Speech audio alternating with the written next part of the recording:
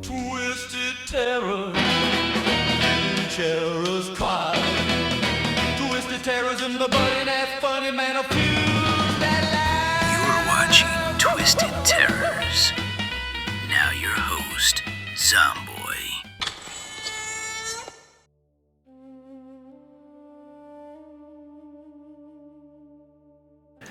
What is going on, horror fanatics? Zomboy here. You're watching another episode of Twisted Terrors. On this episode, I am going to be talking about 2026's Lee Cronin's The Mummy.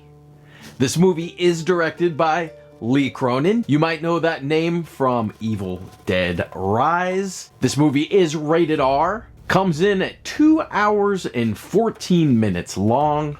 IMDb has this one rated 6.2 out of 10. Letterboxd has this one rated as a 2.7 out of 5. I'll read the plot.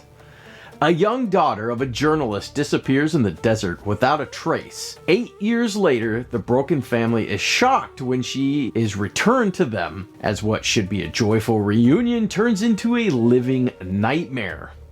The tagline for this one is, "What happened to Katie?" This movie stars Jack Rayner as Charlie, the dad. You might know that name from Midsommar fame. Leia Koska as Larissa, the mom. Natalie Grace plays Katie, the possessed daughter. Shiloh Molina plays Sebastian, the son. And Billy Roy plays Maud, the youngest daughter. You might know that name from Spirit Halloween movie. So let's jump right in. This movie follows a journalist who's living in Cairo with his family. You have the youngest daughter and an older son. The dad is a journalist who just picked up a job in New York when the daughter ends up going missing. This movie follows the family as they're trying to move on from this loss of their daughter, which has been an unsolved mystery basically, and the movie cuts forward to 8 years later. The family's still living in Cairo. The mom was pregnant when the daughter went missing, and that daughter's now 8 years old. When, surprise, surprise, they find Katie, who is not the same girl that went missing. She has been locked in a sarcophagus for 8 years, and she has unaged and looks totally terrible. Katie has suffered extensive thermal trauma. We have her under heavy sedation. It helps, but her levels of distress continue to manifest. So you need to be gentle and calm with her. No sudden moves, no loud noises. Okay to go?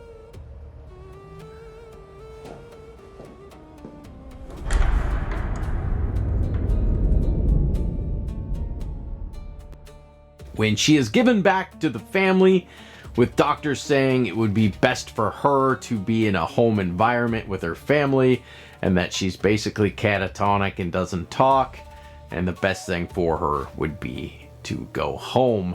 This movie slowly unravels as Katie is acting up and starting to move around in the house, when the dad starts being afraid of the daughter, and also working with the police to try to figure out what happened to Katie in the 8 years that she was missing, and why she's so disfigured and doesn't talk and is in such terrible shape.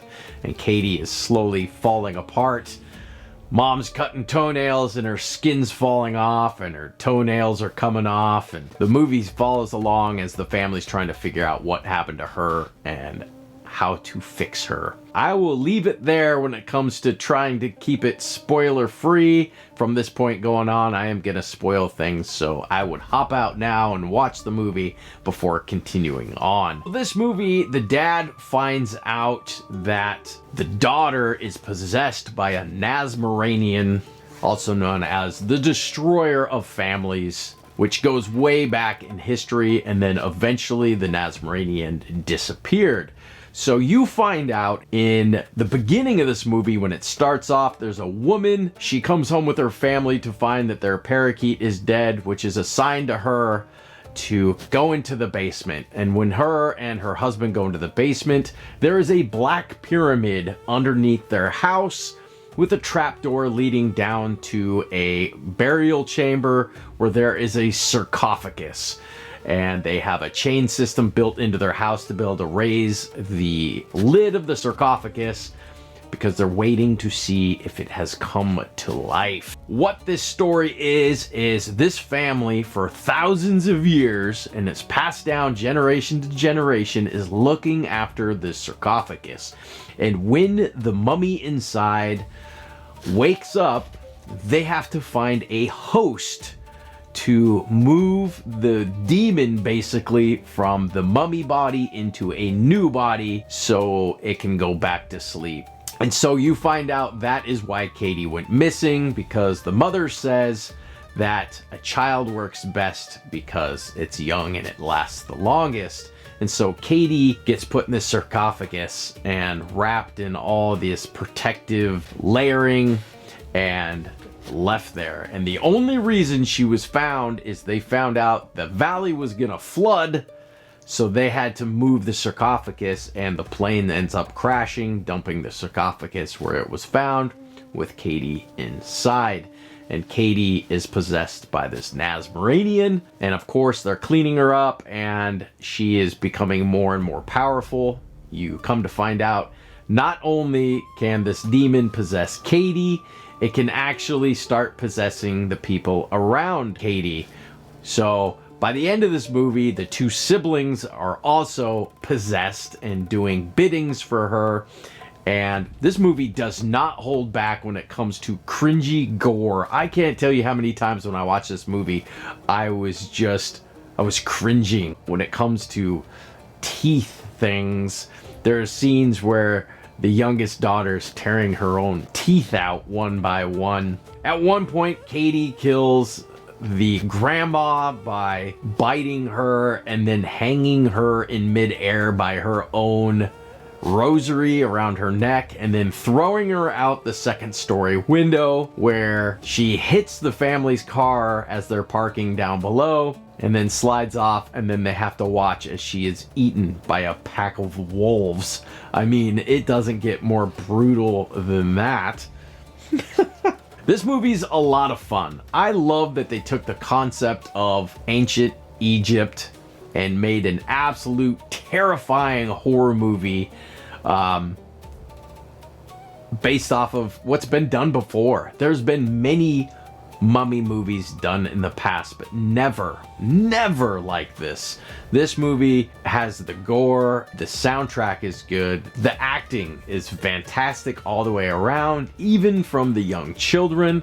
I love the story on this one. It is a very long movie, so you've got to kind of get past that a little bit. To me, I was never bored. There are some scenes that drag on a little bit, but I was never bored, so I was actually okay with the runtime on this one. This movie does have heavy Evil Dead vibes. You can tell this guy did Evil Dead Rise just by the way it was filmed, and that was kind of his goal here, is to take a mummy movie and make it gory and horrific, which he did a great job at that. And there are some nods to Evil Dead in this movie that you might have missed. The cheese grater from Evil Dead Rise sitting on the counter, and when the camera's panning, it actually stops on that for a second before it starts moving on.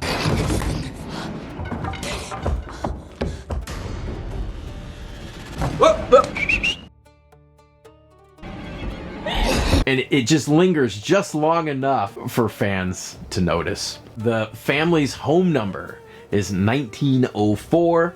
This is a nod to the year of the first ever Mummy horror film, The Mummy from 1904, which is a silent short. That's when it was released, so a little nod to that. The book on the father's nightstand is the Book of the Dead. And I'm not talking the Necronomicon from Evil Dead. This is the actual Egyptian Book of the Dead, but it is open to a page about soul fragmentation, which this hints heavily on the demon's ability to basically jump between hosts. So the woman's family that's been taking care of the sarcophagus, when the mummy has to wake up, they have to find a new body to encapsulate the demon, and that's why they take Katie.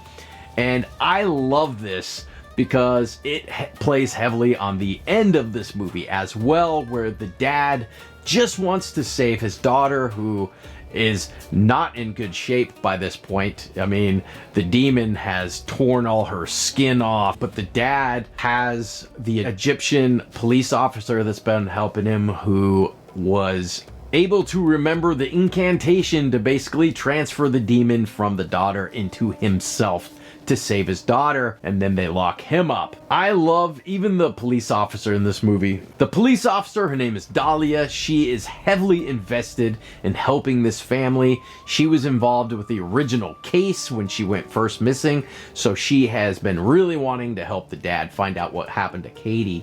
And at one point, she's able to track down where Katie was taken, and she goes there and finds the pyramid, and she can see where the sarcophagus was underneath this house. She ends up shooting the lady who tries to attack her with a knife, who ends up to be the woman that abducted Katie, and she finds this woman's daughter, who gives her a VHS tape.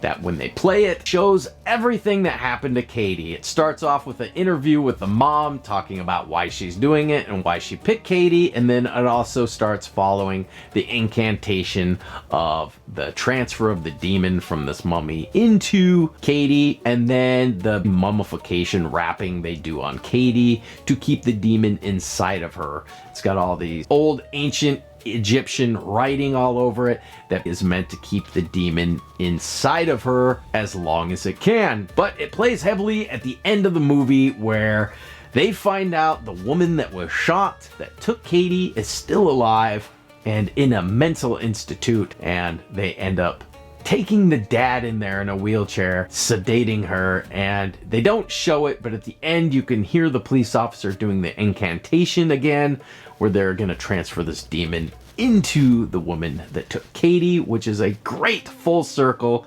to get revenge back on the woman that caused all this issues. The things I liked about this movie is the practical effects are fantastic. Lee Cronin does not hold back at all. I mean, it is cringy scene after cringy scene of people getting bit.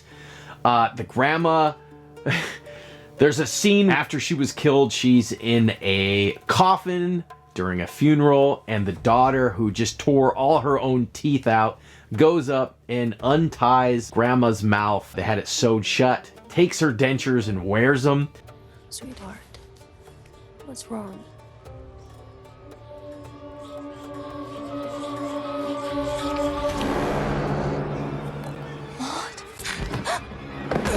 And then Katie crawls through the floor, goes down there and starts eating grandma, and then the whole casket tips over and she starts lapping up the embalming fluid on the floor.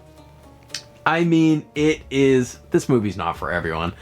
This movie's just gory. They do things just to make you feel uncomfortable and dirty, and it's one of the kind of movies that when you're done, you almost want to take a shower because you can't believe what you just watched. I love that. I love a movie that doesn't hold back, and Lee Cronin did an amazing job with this movie.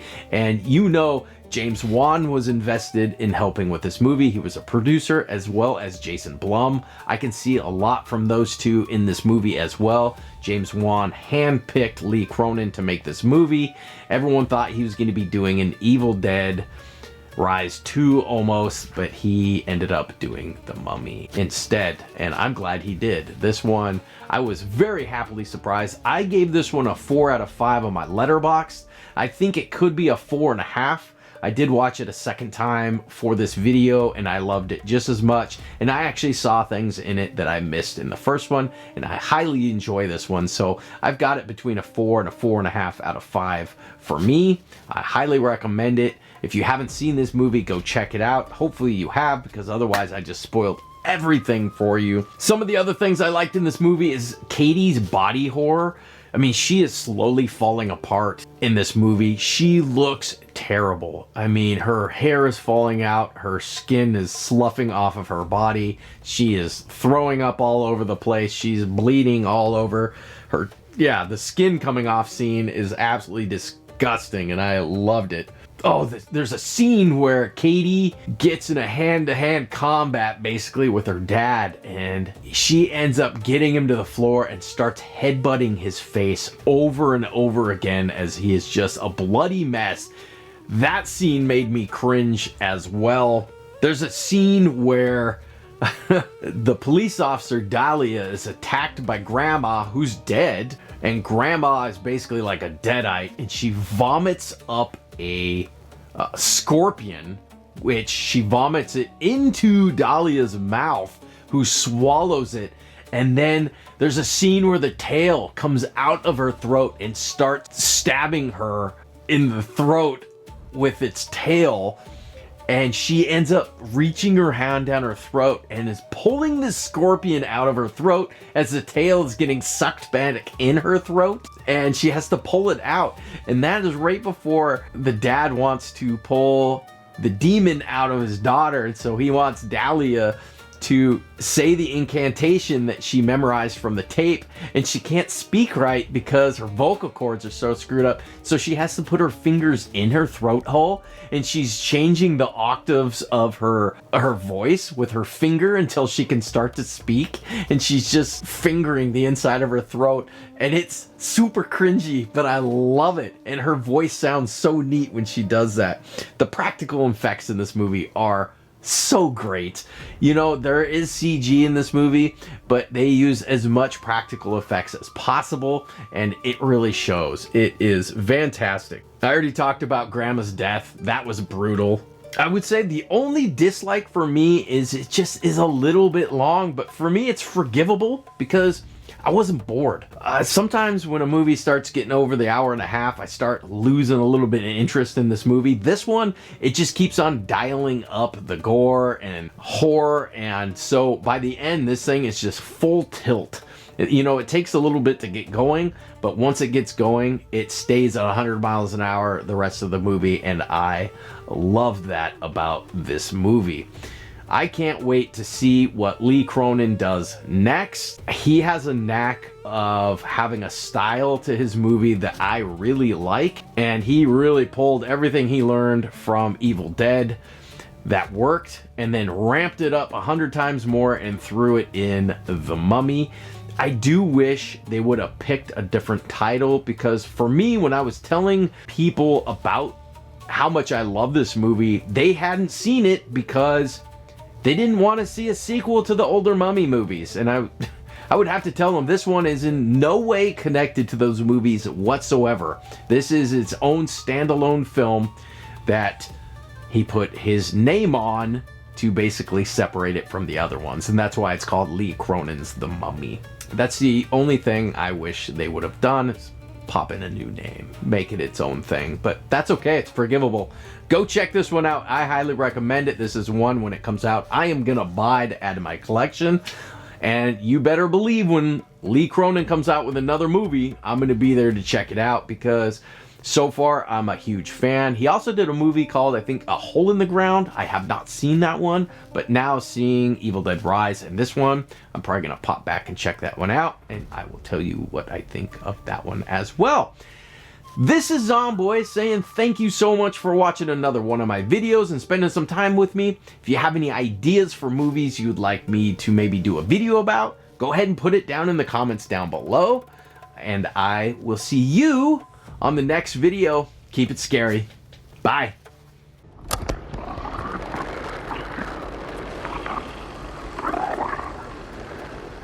Ancient inscriptions tell of a dark force that people feared before they even had words for such terror.